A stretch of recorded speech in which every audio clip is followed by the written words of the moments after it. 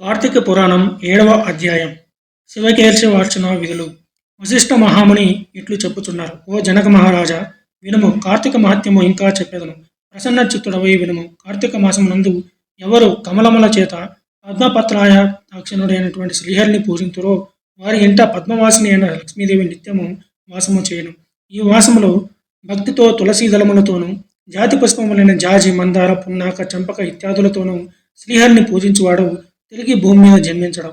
ఈ మాసమున మారేడు జలములతో సర్వవ్యాపకుడైన శ్రీహరిని పూజించిన వాడు తిరిగి భూమి మీద జన్మించడం. కార్తీక మాసమందు భక్తితో పండ్లను దానమిచ్చిన అనే పాపములు సూర్యోదయము కాగానే చీకటి తొలగినట్లు నశించును. ఉసిరికి కాయలతో ఉన్న ఉసిరి చెట్టు కింద శ్రీహరిని పూజించు వారిని యముడు చూడడానికి కూడా శక్తి కలిగి ఉండడు. కార్తీక మాసమున తులసి ధర్మలతో సాలగ్రామను పూజించువాడు ధన్యుడగును. దానిలో సందేహమే లేదు. కార్తీక మాసమున బ్రాహ్మణులతో కూడా వనభోజనమాచరించు వాని మహాపాతకములన్నీ నశించును. బ్రాహ్మణులతో కూడి ఉసిరి చెట్టు దగ్గర సాలగ్రామను పూజించేవాడు వైకుంఠమునకు పోయి అక్కడ విష్ణు పదమునందను. కార్తీక మాసముల భక్తితో శ్రీహరి ఆలయమును మామిడి ఆకులతో తోరణము కట్టిన వానికి మోక్షము దొరుకును. శ్రీహరికి అరటి స్తంభములతో గాని పువ్వులతో గాని మంటపాన్ని నిర్మించి పూజించిన వానికి వైకుంఠమందు చిరకాల వాసము కలుగును. ఈ కార్తీక మాసమందు ఒక్కసారైనా హరిమందు సాష్టాంగ ప్రమాణం చేసిన వారు పాపముక్తులై అశ్వమేధ యాగ ఫలాన్ని పొందెదరు. హరి ఎదుట జపము, హోమము, దేవతార్చనము చేయడం వలన పితృగణములతో సహా వైకుంఠానికి పోతురు. ఈ మాసము స్నానము చేసి తడిబట్టతో ఉన్నవానికి వస్త్రదానము చేయువాడు 10,000 అశ్వమేధ యాగములు చేసిన ఫలాన్ని పొందెదరు. కార్తీక మాసమందు విష్ణువు యొక్క ఆలయ శిఖరమందు ధ్వజారోహణం చేయువాని పాపములు గాలికి కొట్టుకుని పోయిన దూరి వలె నశించును. ఈ మాసంలో నల్లని కానీ తెల్లవి కానీ అవిసె పువ్వులతో శ్రీహరిని పూజించిన 10,000 యజ్ఞములు చేసిన ఫలము కలుగును. ఈ మాసంలో బృందావనమున ఆవు పేడతో అలికి రంగవల్లులు శంఖ పద్మాదులను తీర్చిదిద్దిన మగువ శ్రీహరికి ప్రియురాలగును. కార్తీక మాసమున విష్ణు భగవాను ఎదుట నందాదీపము అర్పించిన ఫలమునకు ప్రమాణము ఇంతింతని చెప్పుటకు బ్రహ్మకు కూడా శక్యము కాదు. నందాదీపం అనగా ప్రతిపత్తిది, షష్ఠి తిథి, ఏకాదశి తిథులందు సమర్పించు దీపము.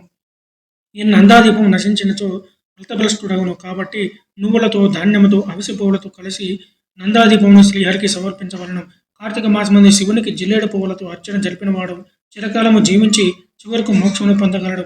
కార్తీక మాసమందు విష్ణువాలయమందు మంటపంలో భక్తితో అలంకరించేవారు హరిమందిర స్థాయిని పొందెదరు. ఈ మాసంలో మల్లె పువ్వులతో శ్రీహరిని పూజించువాని పాపములు సూర్యోదయానంతరం చీకట్ల వలె నశించును. తులసి గంధముతో సాలగ్రామను పూజించువాడు పాపముక్తుడై విష్ణులోకాన్ని చేరగలడు. హరి సన్నిధిలో స్త్రీ కానీ పురుషుడు కానీ నాట్యము చేసిన పూర్వజన్మ సంచితమైన పాతకములు కూడా నశించును. ఈ మాసంలో భక్తితో అన్నదానమాచరించు వారి పాపములు గాలి కొట్టబడిన మబ్బుల వలె తొలగును. కార్తీక మాసమందు తిలాదానము, మహానది స్నానము, బ్రహ్మపత్ర భోజనము, అన్నదానమును 4 ధర్మములు చేయవలను. ఈ మాసమందు దానము, స్నానము యథాశక్తిగా చేయనివాడు 100 జన్మల కుక్కగా పుట్టి తర్వాత చండాలుడగును. స్త్రీ గాని పురుషుడు గాని కార్తీక వ్రతం ఆచరించని వాడు గాడిదగా ముందు జన్మించి తర్వాత 100 మార్లు కుక్కగా జన్మించును. కార్తీక మాసంలో కడిమి పువ్వులతో శ్రీహరిని పూజించిన సూర్యమండలమును దాటి స్వర్గములోకమునకు పోవును. మొగలి పువ్వులతో పూజించిన వాడు 7 జన్మలు వేదంగా పారంగతుడై బ్రాహ్మణుడై జన్మించును. ఈ మాసముల పద్మములతో శ్రీహరిని పూజించిన సూర్యమండలమందు చిరకాల వాసి అగును. అవిసె పువ్వుల మాలను ధరించి శ్రీహరిని అవిసె పువ్వుల మాలికలతో పూజించేవాడు స్వర్గాధిపత్యాన్ని పొందగలడు. స్త్రీలు మాలల చేత కానీ తులసి దళాల చేత కానీ ఈ మాసమందు హరిని పూజించిన పాప విముక్తులై వైకుంఠమును పొందెదరు. ఈ మాసంలో ఆదివారం స్నానం చేసిన మాసమంతా స్నానమాచరించిన పుణ్యమును పొందును.